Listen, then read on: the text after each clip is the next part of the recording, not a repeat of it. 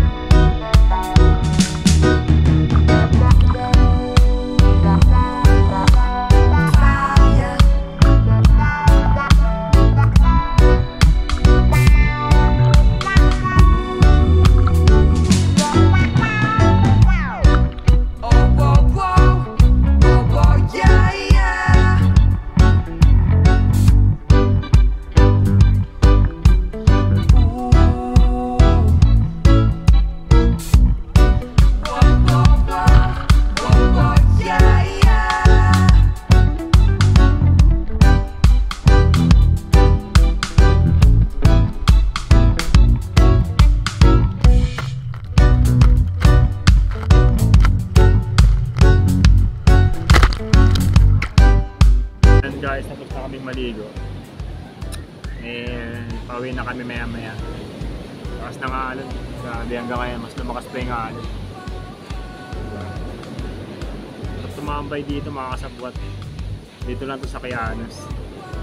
So pang 3 times na namin to dito ang balik. Sarap.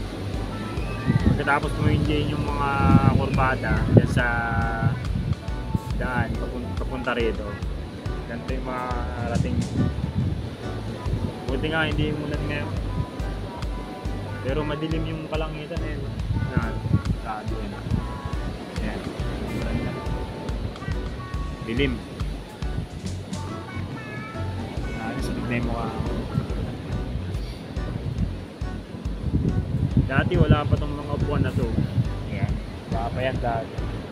Ganda rin silang kubo ngayon.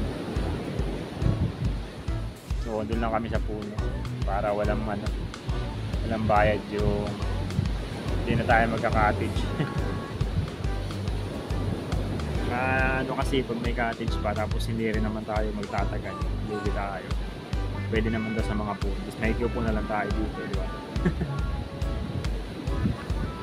Anong nakaraan galing akong Bicol, kakaligo ko lang sa dagat, kakaligo lang namin, tapos ayan, ligo ulit. Ayos na ayos dito mga kasabot. Pasyal kayo dito sa Cayanos. 100 pesos lang yung dito, yung entrance fee. So nakakapag-enjoy na kayo sa ayan, sa dagat. Malapit lang to dito sa Metro Manila. May 3 hours lang yung biyahe. Goods na.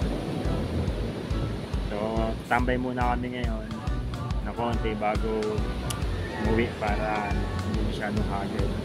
Right, so ayan, ganito lang pagka weekend,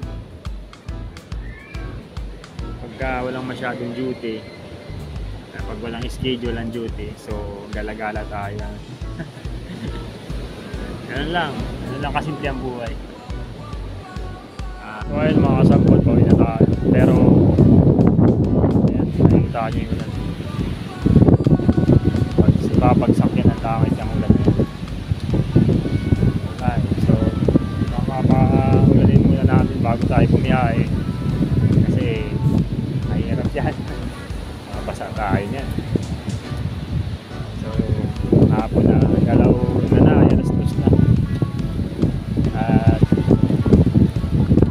hindi ko alam kung ano yung mga susunod na mangyayari. So ayun, uwi na tayo. And hindi ko alam kung ano mangyayari sa daan. Malakas siyang ulan na yan, no? Ayun, umulan na nga. Papatilahin na natin. Let's go. So ayun mga kasabwat, pauwi na tayo. Palabas na tayo ng Cayanos. Alright. So nagbablur yung aking siguro dito.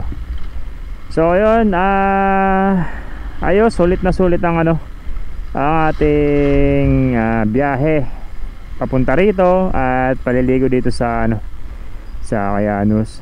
So ayun mga kasabwat, ay umulan, grabe ang inulan dito.